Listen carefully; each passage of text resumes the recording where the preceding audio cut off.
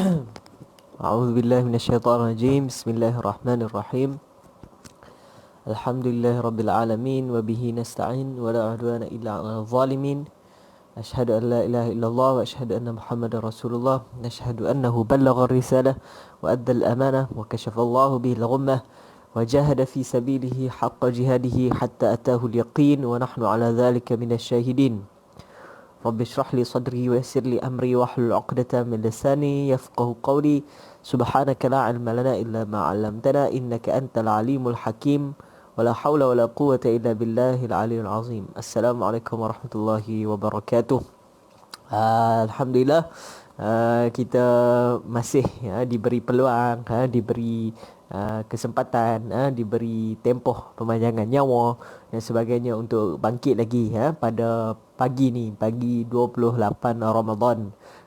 Yang mana pagi 28 Ramadan ni, seperti mana semua orang tahulah, tinggal 2 hari lagi lah untuk Ramadan. Ramadan ni mungkin akan habis pada 29 atau mungkin akan habis 30. Tapi pada tahun ni alhamdulillah lah, kita tengok ada banyak kajian-kajian daripada ulama-ulama falak yang depa kaji bila tarikh ni, depa kaji ilmu falak, yang mengatakan insya-Allah raya ni yakin raya ni yakin pada Ahad, insya-Allah pada hari Ahad. Jadi Ramadan kali ni kemungkinan besar lah kita akan dapat 30 hari, kita akan dapat 30 hari, insya-Allah. Jadi kita sangat-sangat bersyukur dan gembira, walaupun dalam Ramadan kali ni kita agak berbeza daripada Ramadan yang lain. Namun begitu, masih banyak jenis amal ibadat yang Allah Subhanahu Wa Taala anugerahkan kepada kita untuk kita buat, untuk kita masih menjana pendapatan akhirat kita. Pendapatan akhirat, bukan pendapatan dunia semata-mata. Pendapatan dunia pun ada jalan-jalan dia. Kemudian kita dapat jana juga pendapatan akhirat, walaupun keadaan Ramadan kali ni agak berbeza. Nanti 2 hari lagi kita akan sambut raya, yang mana hari raya kita pun akan berbeza, daripada tahun-tahun yang telah kita sambut sebelum ni. Dan dinasihatkan supaya raya tahun ni kita jangan berkunjung dekat rumah yang terlampau jauh sangat, terutamanya yang keluar daerah kawasan kita ni. Kalau kita macam kita sekarang ni, kita berada di Kulim, contoh kita berada di Kulim, beraya kot dalam Kulim sudah, pergi pusing main kot dalam Kulim saja, tapi pusing beraya pun, amalkan apa yang disarankan oleh doktor dan sebagainya, apa yang disarankan oleh Kementerian Kesihatan dan sebagainya. Jangan bersalaman. Kita raya ni kita suka salam, salam kan. Kita jangan salam. Kali ni kita buat macam ni, letak kat dada je. Kita buat salam sopa, salam orang Turki, orang Iran. Orang Turki, orang Iran, depa salam ni, hormat. Buat lagu tu saja, tak payah salam tangan. Dan duduk bagi jarak-jarak. Sopa kita tu, sopa kat rumah tu, kalau nak bagi orang mai, sopa kita kat rumah tu buat jarak siap-siap. Buat jarak. Hak ni tak ada apa tempat duduk. Hak ni ada tempat duduk, hak ni tak ada tempat duduk. Buat lagu tu. Buat apa? Supaya orang tu faham, kena duduk jarak-jarak, kan? Dan sebagainya. Kita buatlah, cubalah sedaya upaya. Letaklah sanitizer. Orang nak balik, siap-siap dia ada sanitizer depan tu, dia picit, dia basuhlah tangan dia. Ataupun dia nak main, dia nak masuk, kita letak di depan rumah, siap-siap. Tak payahlah buat macam supermarket, lagi duk pergi letak senarai nama pula, buh tulis IC pula. Tak payahlah betul tu. Buh sanitizer okey dah. Baik, hari ni kita sambung lagi. Insya-Allah. Kita berada pada surah Ali Imran. Semalam kita baca Ali Imran muka surat 52. Semalam kita baca 52. Hari ni kita baca 53 dah. Buka muka surat 53 surah Ali Imran. Buka 53 surah Ali Imran.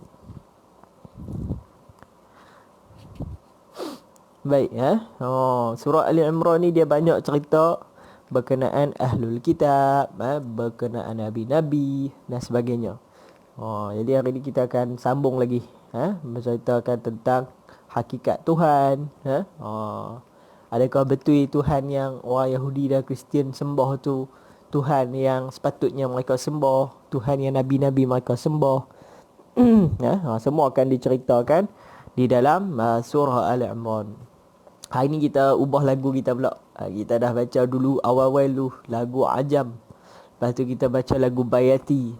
Habis lagu Bayati kita baca pula lagu apa nama lagu Nahwan. Habis lagu Nahwan kita baca pula lagu Kurdi. Hari ni kita nak baca lagu apa? Hari ni kita baca lagu Hijaz pula. Hijaz. Hijaz. Jadi lagu Hijaz ni dia punya original dia mai daripada mana? Mai daripada Mekah dan Madinah. Lagu Hijaz ni dia mai daripada Mekah dan Madinah. Sebab tu nama dia Hijaz. Dulu tanah Mekah Madinah tu nama dia Hijaz. Kata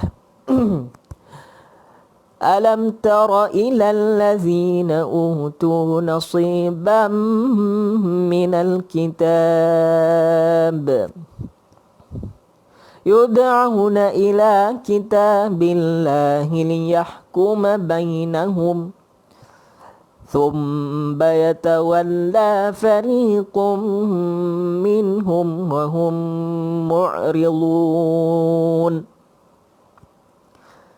ذلك بأنهم قالوا لن تمسنا النار إلا أياما معدودات وغرهم في دينهم ما كانوا يفترون فكيف إذا جمعناهم ليوم لا ريب فيه ووفيت كل نفس ما كسبت وهم لا يظلمون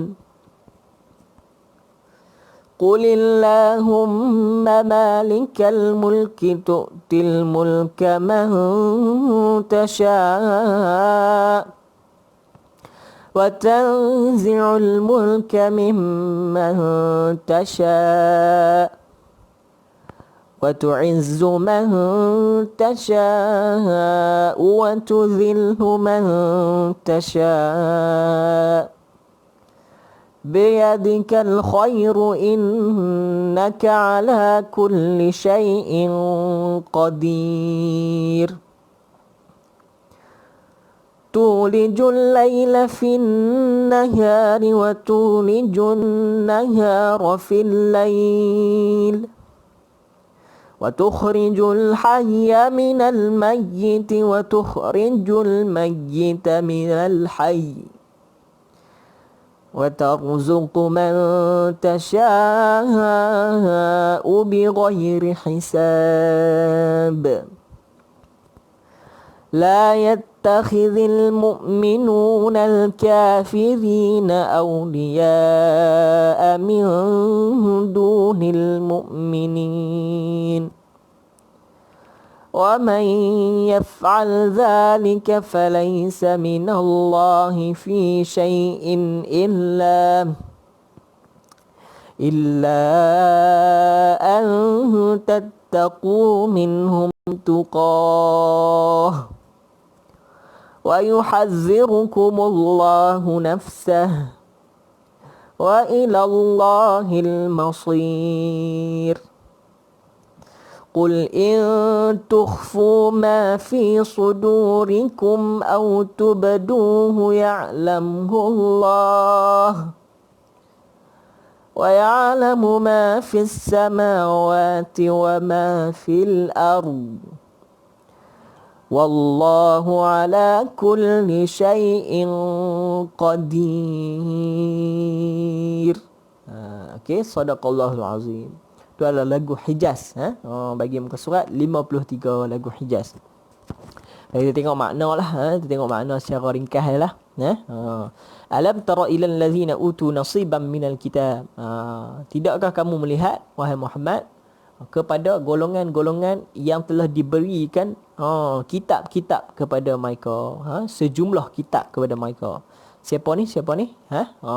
Ahlul kitab. Ahlul kitab, mereka ni adalah daripada kalangan orang Yahudi dan orang Kristian. Tak habis lagi cerita pasal semalam ni. Al-Yahud wan Nasara yud'auna ila kitabillah. Bila Nabi Muhammad mai bawa satu lagi kitab. Mereka dah dapat dah dulu kitab sebelum-sebelum ni. Macam-macam kitab ada.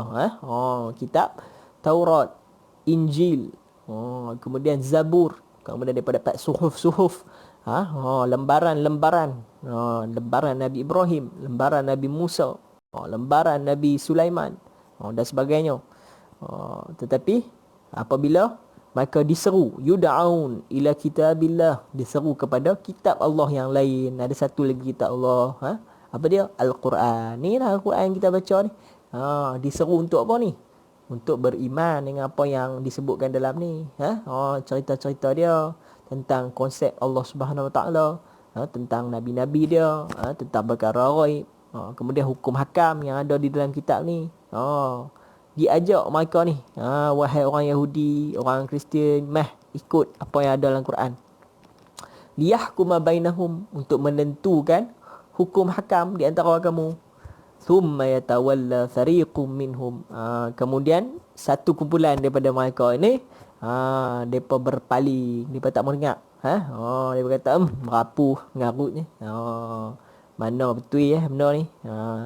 Wahum mu'ridun, dan mereka menjauhkan diri daripada dakwah Nabi Muhammad SAW.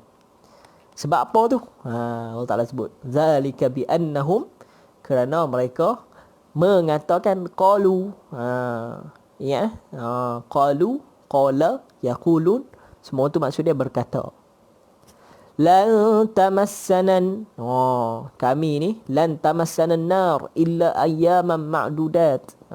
Kami ni kalau tak ikut agama Muhammad bawa ni pun, kalau kata Allah Ta'ala nak buh kami dalam neraka pun, Allah Ta'ala buh kami sat dalam neraka. Sebab apa? Sebab apa Allah Ta'ala buh kami sat saja? Sebab kami ni adalah kekasih Allah. Kami ni serupa anak-anak Allah. Di dalam ayat yang lain lah mereka kata, nahnu abna'ullahi wa ahibba'uh, kami adalah seperti anak-anak Allah dan kekasih-kekasih dia. Sebab Allah Ta'ala muliakan kami sebelum ni, selamatkan kami daripada Fir'aun. Lepas tu Allah Ta'ala bagi kat kami tanah Palestin. Kemudian Allah Ta'ala bagi kat kami makanan daripada syurga. Jadi kami ni serupa anak Allah lah. Allah Ta'ala sayang lebih. Macam tu lebih kurang. Jadi kalau Allah Ta'ala sayang lebih, kalau kata kami buat satu benda yang bercanggah dengan dia pun, kami masuk neraka pun sat saja. Tuhan letak kami sat saja. Macam tu lebih kurang. Tapi Allah Ta'ala jawab balik, betul ke yang apa kata tu? Tidak betul. Wa gharrahum fi dinihim ma kanu yaftarun, dan apa yang mereka reka di dalam agama mereka itu menipu mereka balik. Mereka cuma tipu diri sendiri sahaja. Tipu diri sendiri. Sebab benda tu hak yang mengatakan Allah Ta'ala akan azab mereka sekejap saja, sebentar saja dalam neraka ni. Itu adalah rekaan mereka sahaja untuk menang hujah lawan Nabi. Yang tu saja. Padahal tidak ada pun. Tidak ada pun satu ayat ataupun yang ajaran daripada Nabi Musa ataupun Nabi Isa yang mengatakan macam tu. Tidak ada. Mereka reka sendiri. Fakaifa idza jama'nahum liyaumin la raiba fih, maka bagaimana sekiranya kami kumpul mereka pada hari kiamat nanti. Wa uffiyat kullu nafsin ma kasabat, dan semua jiwa itu akan diberi apa yang dia amalkan. Wa hum la yuzlamun, dan seorang pun tidak akan dizalimi. Jadi Allah Ta'ala tanyalah, hampa pandai sangat ni duk reka-reka pasal hari akhirat ni, macam mana nanti? Macam mana nanti bila betul-betul kiamat tu berlaku, yang tidak ada keraguan pada dia. La raiba fih tu maksud dia tidak ada keraguan padanya. Wa wufiyat kullu nafs. Dan semua jiwa ni akan diberi apa yang dia perbuatkan. Wa hum la yuzlamun. Dan tiada seorang pun akan dizalimi. Dan Allah Ta'ala sebut tidak dizalimi ni dalam ayat-ayat lain, tidak dizalimi walaupun sebesar nakir, sebesar nakir, wala yuzlamuna nakira. Lepas tu di dalam ayat lain Allah Ta'ala sebut wala yuzlamuna fatila. Jadi nakira dengan fatila ni adalah bila kita makan kurma, dekat biji dia tu kan, kita koyak kulit kurma kita tu, isi kurma tu kita makan, dekat biji dia tu ada kulit sikit, kulit dengan dia punya macam apa nama, dia punya macam akar dia sikit tu lah, dekat biji tu. Yang tu lah, yang tu yang dinamakan sebagai fatila ataupun nakira di dalam bahasa Arab. Maksudnya tidak dizalimi seorang tu walau sebesar tu, walau seringan tu. Seringan tu maksudnya Allah Ta'ala ni sangat-sangat adil. Apa kita buat kat atas dunia ni semua Allah Ta'ala akan balas balik dekat akhirat. Dia timpal dengan tepat, dengan tiada ragu-ragu, dengan tiada boleh bangkang-bangkang, tak boleh nak bantah dah. Kita sendiri mengaku keadilan Tuhan. Dan dia tak samalah macam penghakiman di dunia ni. Bila Allah Ta'ala hakim nanti di hari akhirat, tak sama macam penghakiman dunia. Penghakiman dunia ni bicara sampai bertahun-tahun, bicara bertahun-tahun tak habis-habis. Bila nampak kata nak kena, boleh rasuah, boleh rasuah hakim, boleh mempengaruhi keputusan hakim dan sebagainya dengan cara ugut dan sebagainya. Tapi dekat hari akhirat nanti, nak rasuah Allah macam mana, nak mempengaruhi Allah macam mana, tak boleh dah, tak boleh. Maka sebab itulah Allah Ta'ala punya penghakiman adalah yang paling adil. Sebab itulah Abdul Muttalib ni siapa? Tok Wan Nabi, Abdul Muttalib. Lah ni kalau rumah Tok Wan Nabi ni, kalau kita pergi di Mekah ni, siapa yang biasa pergi Mekah dia tahu lah, ada satu maktabah. Maktabah ni kedai buku, kedai buku, tempat percetakan buku, yang dibawa di situ. Di situlah rumah Abdul Muttalib yang mana Nabi Muhammad SAW lahir di situ. Jadi Tok Wan Nabi ni, Abdul Muttalib ni, pada waktu dia muda dulu ni, masa tu mana ada nabi-nabi apa nama mai berdakwah di Mekah. Nabi terakhir yang ada sebelum tu pun Nabi Isa, dia berdakwah di Palestin. Dia berdakwah di Palestin. Kemudian sebelum sempat dia habis dakwah dia, Allah Ta'ala dah angkat dia ke langit dah. Nabi Isa masih hidup dan diangkat ke langit. Belum diwafatkan lagi, belum mati lagi. Jadi Abdul Muttalib dia hilang, dia hilang, terpisah. Boleh kata kaum jahiliah pada waktu tu, Arab jahiliah pada zaman Abdul Muttalib ni semuanya terpisah daripada dakwah Nabi. Yang ada depa warisi daripada agama Nabi Ibrahim saja sikit-sikit. Jadi Abdul Muttalib ni dia ikut agama Nabi Ibrahim lah sikit-sikit. Dan dia ni masa tu dia mengatakan mana mungkin Allah Ta'ala tak cipta satu lagi pengadilan. Mesti Allah Ta'ala akan cipta pengadilan. Bukan sekadar kita ada mahkamah di dunia, pengadilan di dunia. Kita akan ada satu lagi pengadilan. Dia dah yakin dah, walaupun tak ada Nabi pun mai cerita kat dia benda tu. Tapi dia dah yakin dah. Sebab apa? Sebab dia kata kalau tak ada satu lagi pengadilan, maka macam mana kalau orang tu dia merompak kemudian dia terlepas, orang tak tangkap dia? Macam mana kalau orang tu menzalimi kawan dia, kemudian dia terlepas, tak ditangkap? Macam mana kalau orang tu membunuh orang lain, kemudian dia terlepas, tak ditangkap oleh ahli keluarga dan sebagainya? Mesti akan ada satu lagi pengadilan untuk mengadili semua benda tu. Kemudian Allah Ta'ala kata, Qulillahumma malikal mulk. Katakanlah, Ya Allah, Malikal Mulk, yang memiliki segala kerajaan. Allah Ta'ala ni dia milik segala kerajaan. Kita ada kerajaan macam-macam.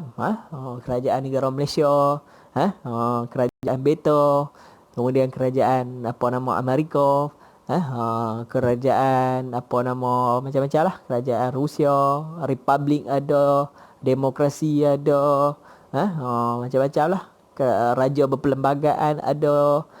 Tetapi Allah Taala ni dia adalah raja kepada semua kerajaan tu. Dia boleh buat apa? Tu'til mulka man tasha. Dia akan bagi kerajaan ataupun penguasaan kepada siapa yang disuka. Orang yang soleh, orang yang baik, susah macam mana pun Allah Taala dah janji, Allah Taala akan mewariskan bumi ni kepada mereka. Contoh-contoh dia kita dah tengok dalam sejarah. Dulu ni ada seorang nama dia Zulqarnain. Zulqarnain dalam surah Al-Kahfi tak baca Zulqarnain tu. Allah Taala bagi kat dia kerajaan daripada timur sampailah ke barat. Kerajaan dia ni daripada tempat terbenamnya matahari sampailah tempat terbitnya matahari. Luas empire dia. Yang mana ulama-ulama sejarah mengatakan Alexander the Great tu bukannya Zulqarnain, tetapi yang menjadi Zulqarnain, yang sebenarnya diri Zulqarnain tu mengikut sejarah adalah Cyrus the Great. Cyrus the Great, dia orang Iran, orang Parsi asalnya. Boleh bacalah sejarah dia tentang tu. Jadi dia ni orang yang soleh, orang yang baik, maka Allah Taala bagi kerajaan yang luas kepada dia. Kemudian kita tengok lagi, fast forward, kita tengok fast forward yang lepas-lepas tu, siapa pula yang memerintah kerajaan yang besar, yang mengawal semua kerajaan-kerajaan ni, adalah daripada kalangan orang Islam. Lepas daripada Rom apa semua ni, yang menguasai dunia, 2/3 dunia adalah kalangan orang Islam. Ada khilafah-khilafah dia yang kita panggil khilafah Umayyah mulanya. Yang bermula daripada kita kata bermula daripada Iran sekarang, sampailah kepada Spanyol, Andalus, Al-Andalusia. Jadi dia sepanjang tu adalah pemerintahan orang Islam. Naik ke atas sampai apa nama beberapa kepulauan di Eropah dan bawah sampailah Afrika. Kemudian diwarisi pula oleh Al-Abbasiyah, Khilafah Al-Abbasiyah. Kemudian diwarisi pula dengan khilafah-khilafah kecil dalam tu, dan diwarisi pula dengan Khilafah Uthmaniyah. Uthmaniyah ni yang berpusat di Turki, yang akhirnya mempunyai kuasa daripada Indonesia sampai kepada Afrika. Ni adalah kerajaan Islam yang terbesar selama kita hidup ni lah. Selama kita tahu ni, dah 2000 tahun Masihi ni. Jadi kerajaan Islam yang terbesar yang pernah ada di atas muka bumi ni adalah kerajaan Khilafah Uthmaniyah, yang bermula daripada lebih kurang tahun 1400. Dia bermula lebih kurang tu lah 1400 Masihi sampailah 1900 Masihi. Tu punya lama, lebih kurang 600 tahun. Jadi lama dan besar pemerintahan dia. Jadi punca dia, mereka boleh menguasai dunia sampai tara macam ni sebab apa? Sebab ketakwaan, sebab mereka punya tunduk mereka kepada raja, kepada segala raja.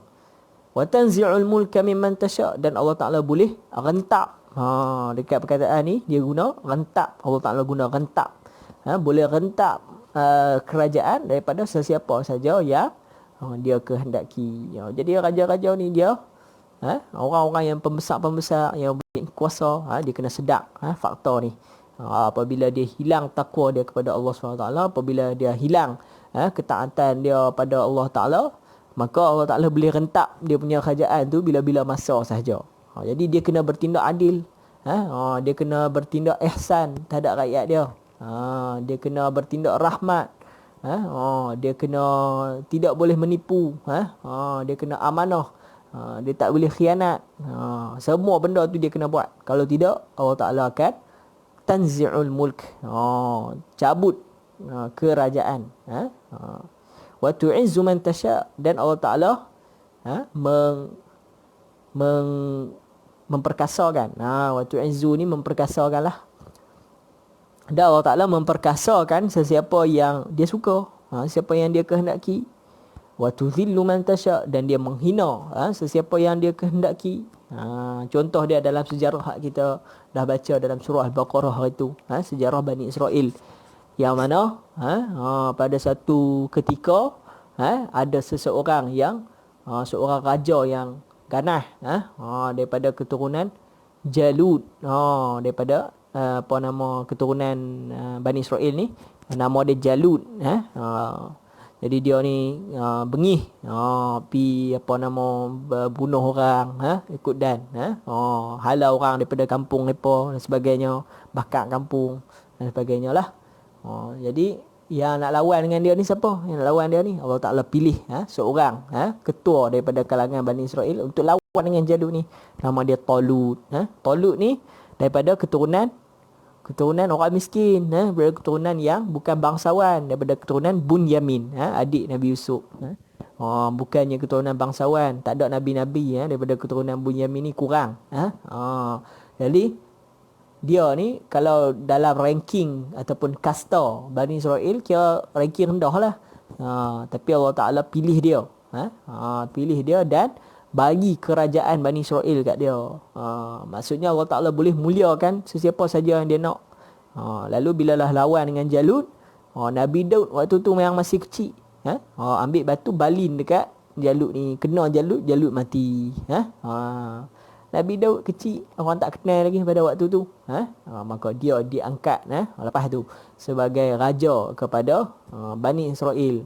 Kemudian yang Jalut tadi ni, yang orang duk muliakan sebelum ni, yang raja ni, dah jadi hina, dah mati dibunuh oleh Nabi Daud, maka dihina oleh masyarakat Bani Israel.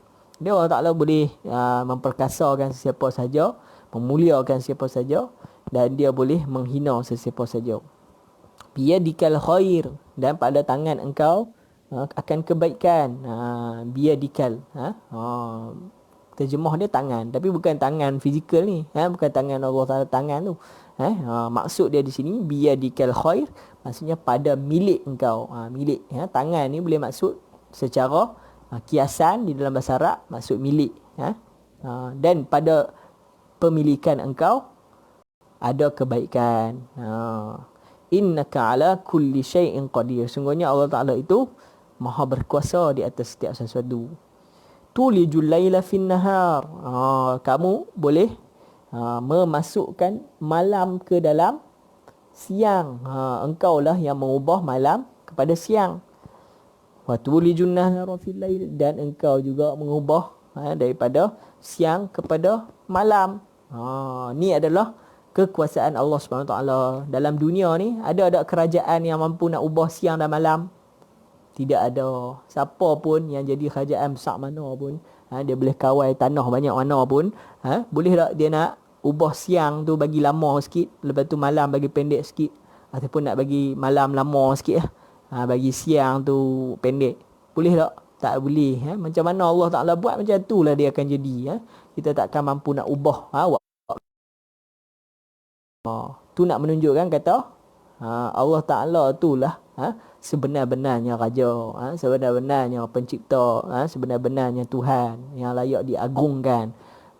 Yang lain-lain ni, yang bawah-bawah ni, yang kecil-kecil ni, tak mampu buat apa-apa. Allah SWT. Wa tukhrijul hayya minal mayyiti, dan engkau mengeluarkan yang hidup, mengeluarkan sesuatu benda hidup daripada mati. Macam mana mengeluarkan satu benda hidup daripada benda mati? Contohnya macam bila manusia dah mati nanti, kemudian dibangkitkan pada hari kiamat semula, maksudnya Allah Ta'ala menghidupkan sesuatu yang telah mati, mengeluarkan benda hidup daripada benda yang dah mati. Dan benda-benda lain contohnya macam biji benih, kan, biji benih. Bila kita makan buah ataupun makan apa-apalah yang ada biji, buah lah biasanya, kita makan tu, biji tu hidup ke mati? Biji tu mati. Kita tengok dia mati, dia tak bergerak, letak dalam tu, dia duduk keras macam tu lah, matilah, tak boleh buat apa. Kemudian kita ambil biji tu, kita letak dalam tanah. Kita ambil, kita cucuk dalam tanah, kita pun Biar saja, tak buat apa. Lepas tu hujan mai, dan sebagainya. Hujan mai, ada binatang dan sebagainya, mineral dan sebagainya. Tengok-tengok daripada hak biji hak mati tadi tu keluar satu benda. Keluar apa? Keluar batang. Keluar batang kalau hijau. Tengok. Lepas tu dia keluar, dia tumbuh. Jadi besar. Jadi besar, tinggi. Bila jadi tinggi tu, benda-benda lain pula mai tumpang kat dia. Tumpang oksigen, tumpang makan, tumpang buah dia pula. Jadi nampak tak? Mengeluarkan benda yang hidup daripada benda yang mati. Siapa boleh buat tu? Raja mana boleh buat? Tak ada siapa. Raja mana pun tak boleh buat. Parti politik mana pun tak boleh buat. Yang boleh buat tu adalah Allah Subhanahu Wa Taala. Kemudian wa tukhrijul mayyita minal hayy, dan mengeluarkan benda yang mati daripada benda hidup. Nampak tak? Kita hidup sekarang ni. Siapa yang boleh mematikan kita? Allah Ta'ala saja. Allah Ta'ala saja boleh mematikan kita. Ada yang macam-macam. Yang kena benda-benda yang boleh membunuh, tetapi tak mati-mati pun. Ada orang yang kena penyakit. Penyakit membunuh. Orang kata COVID-19, penyakit membunuh. Tengok ramai juga yang sembuh. Ada yang kena COVID, orang kata, COVID-19 boleh sembuh. Ramai juga yang mati. Jadi bukan COVID-19 yang membunuh. Bukan COVID-19 yang mengambil nyawa. Yang mengambil nyawa itu adalah Allah Subhanahu Wa Taala. Allah Taala yang mengambil nyawa. Allah Taala yang menetapkan ajal kawan tu. Dia ajal dia takat ni. Bila dia kena COVID-19, maka ajal dia takat tu. Ada orang ni dia kena COVID-19, Allah Taala kata ajal dia bukan takat tu. Ajal dia panjang lagi. Dia boleh buat benda-benda lain lagi. Lepas COVID ni dia akan selamat. Dia akan sembuh. Kemudian dia akan mati. Setelah tu mati sebab apa? Mati sebab lain. Kadang tu mati sakit jantung dan sebagainya. Jadi nak menceritakan bahawasanya benda-benda ni hanya milik Allah semata-mata. Allah Ta'ala itulah yang paling berkuasa, paling tinggi kuasanya. Tidak ada siapa pun yang boleh menyaingi kekuasaan Tuhan ni. Wa tarzuqu man tasha'u bighairi hisab, dan Allah Ta'ala boleh bagi rezeki kepada sesiapa pun tanpa ada batasan. Allah Ta'ala boleh bagi rezeki pada siapa-siapa saja tanpa ada batasan. Jadi rezeki ni apa yang berjaya masuk ke mulut kita.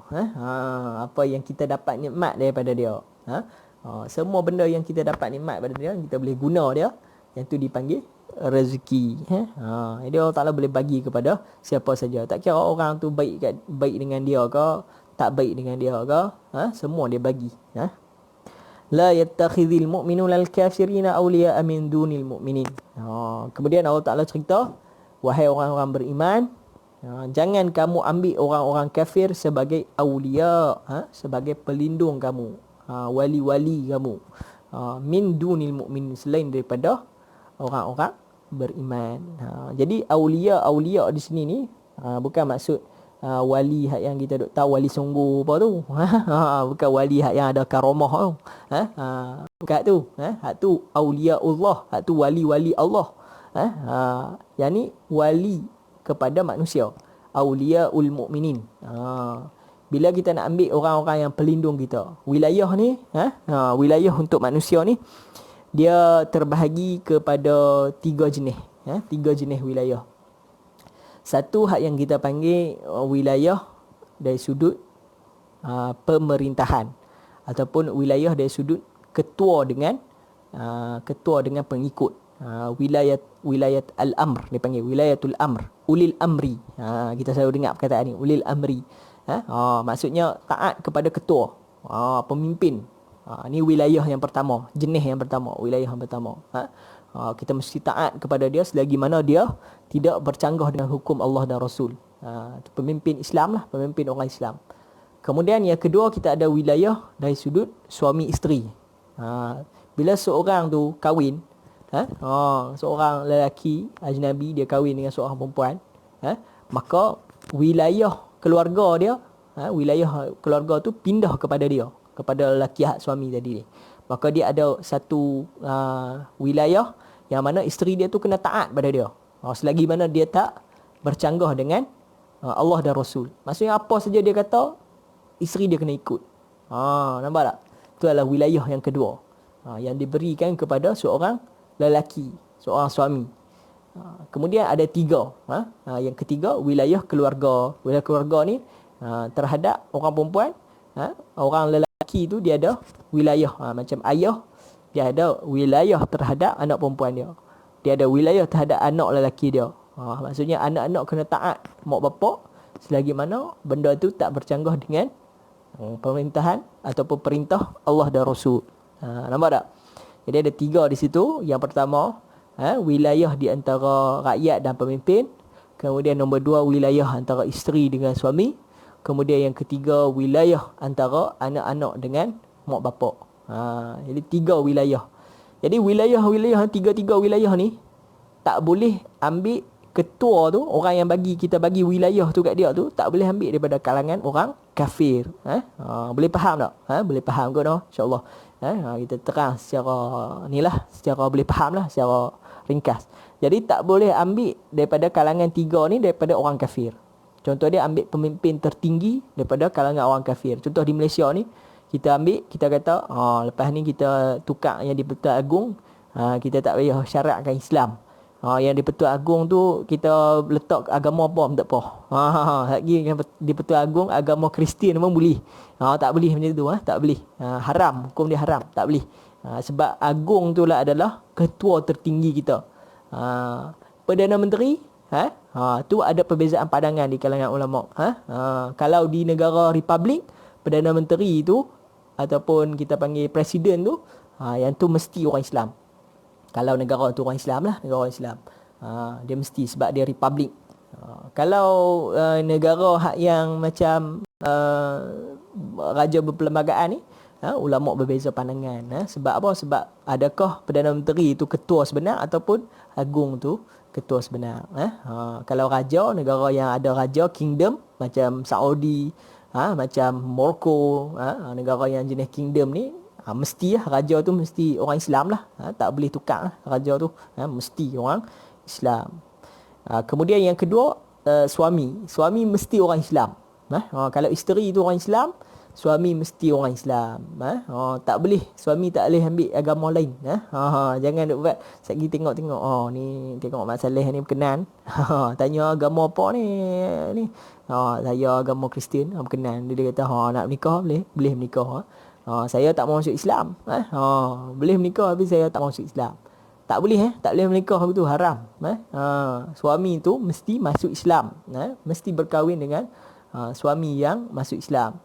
Lepas tu mak bapak tidak Islam. Contohnya mak bapak tidak Islam. Adakah anak perlu taat kepada agama mak bapak kalau dia nak masuk Islam? Tak payah. Tak payah. Wilayah tu tidak ada pada ketaatan selain daripada perintah Allah SWT. Boleh faham kan? Boleh faham lah. Jadi di sini ayat ni Allah Ta'ala kata, wahai orang beriman, jangan ambil orang-orang kafir dari sudut wilayah ni. Jangan bagi wilayah ni kepada mereka. Macam saya terang tadi, tiga benda tu jangan ambil. Wa man yaf'al zalika, siapa yang buat itu, falaysa minallahi fi syai' illa an tattaqu minhum tuqah. Wa man yaf'al zalika, siapa yang buat itu, falaysa minallahi fi syai'in illa an tattaqu minhum tuqah, maka dia tu perlu takut kepada Allah dengan sesungguh-sungguh takut. Sebab apa? Sebab benda tu salah. Benda tu tak patut hamba buat. Wa yuhadzirukumullahu nafsah, dan Allah Ta'ala mengancam diri dia. Wa ilallahil masir, dan ingatlah kamu akan balik kepada Allah. Jangan buat benda tu. Qul in tukhfu ma fi sudurikum aw tubduhu ya'lamullah.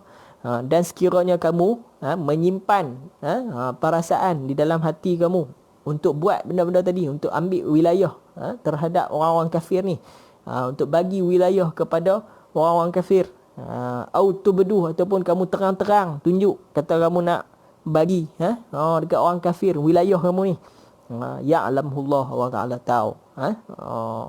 Wa ya'lamu ma fis samawati wa ma fil ard, Allah Ta'ala tahu semua benda yang ada di langit dan di bumi. Kita manusia ni kita tahu sikit. Kalau ilmu kita ambil daripada orang-orang sebelum kita. Kita baca buku mereka, kita cuma bawa saja, kita pindahkan maklumat saja. Kalau berkaitan dengan maklumat yang baru, kita perlu kajian, kita perlu bantuan kepada alat-alat, kita perlukan bantuan kepada sistem komputer, barulah kita boleh tahu benda tu. Tu pun tahu dengan nisbah yang sedikit, bukan tahu betul-betul, bukan tahu betul-betul macam planet lah. Kita ahli falak, kita kira ada planet ada berapa apa semua, tapi tak tahu betul-betul planet sebenarnya ada berapa, jarak dia dengan bumi semua sekali tu ada berapa, boleh tak kita nak pi di sana, ada makhluk tak di sana, mana kita tahu. Banyak benda yang kita tak tahu, daripada benda kita tahu. Yang kita tahu tu pun semua kita bergantung kepada alat-alat, bergantung kepada penulisan sebelum kita dan sebagainya. Jadi Allah Ta'ala dia tahu semua benda tanpa perlu berhajat kepada bantuan benda lain. Sebab dia yang cipta, mesti dia tahu semua. Wallahu ala kulli syai'in qadir. Dan Allah Ta'ala itu berkuasa di atas setiap sesuatu. Jadi itu adalah sedikit sebanyak apa yang kita baca daripada ni. Dan termasuk juga wirid yang kita duk baca tu lah, qulillahumma malikal mulki tu'til mulka man tasya' tu. Termasuk wirid tu. Jadi hari ni kita dah mula faham apa yang kita duk kata dalam wirid tu. Maksudnya kita mengakui bahawasanya tiada kerajaan ataupun kekuasaan yang lebih menguasai alam ini melainkan Allah Subhanahu Wa Taala. Jadi saya rasa cukuplah setakat tu untuk hari ni. Moga-moga apa yang kita dengar hari ni kita dapat amalkan dan kita dapat sampaikan, dan kita jadikan pedoman hidup kita. Moga-moga kita mendapat ganjaran daripada benda tersebut lah. Jadi yang baik tu daripada Allah Subhanahu Wa Taala, yang lemah dan kurang tu daripada diri saya sendiri. Aku qauli hadza wa astaghfirullahal azim li wa lakum. Assalamualaikum warahmatullahi wabarakatuh.